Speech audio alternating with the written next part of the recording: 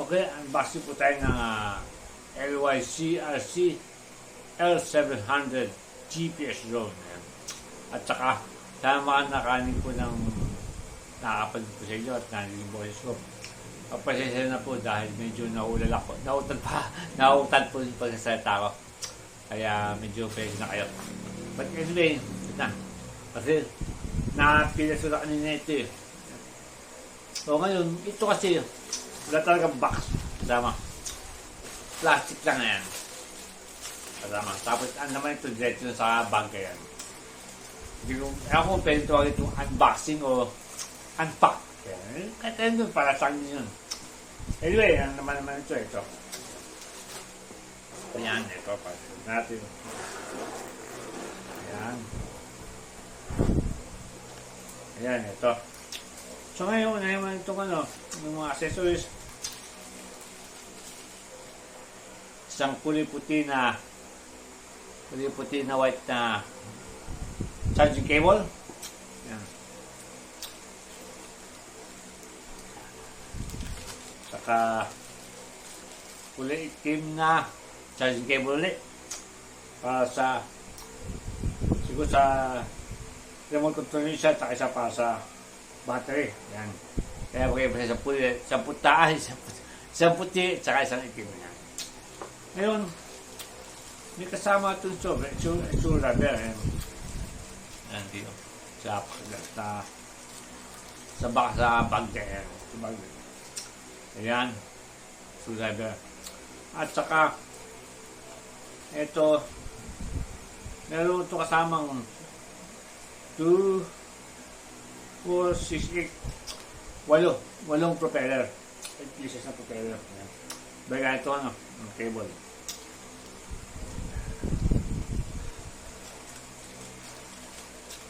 Yan. Ngayon, narito ko na lang.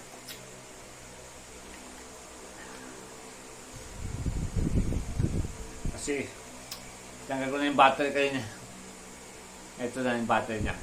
Ngayon dito, spread natin para makita natin yung kabuuan niya. Ayan. Po ang yan. So, tingnan niyo po. LYCRC L700 GPS drone yan. Ng LYCRC. So ngayon, testing natin kung gumagana siya. O yan, gumagana. Yan, tumulog na. Tigilan na siya. Yan. At least, yan, okay. Ngayon ito naman, kasama itong manual. Yung para sa kanyang app. Pagkuha ng gamit sa app niya. Yan. Ito. Ito naman ang manual niya. English sa Chinese. Kasama dito. Saka ito, alam mo ito niya. Ayan. Kaya sasaka na ng USB Type-C connector. Ayan. At ito naman yung kanyang remote control. O ayan, gumagana. LCD display. Ayan. Ito po yan. LCD display. Meron po alam. Ayan. Ayan. Ayan. So ngayon, ito yung naging battery niya. Tinanggal ko na kanina. Hindi mo na okay lang. 3,000 mAh. 3,000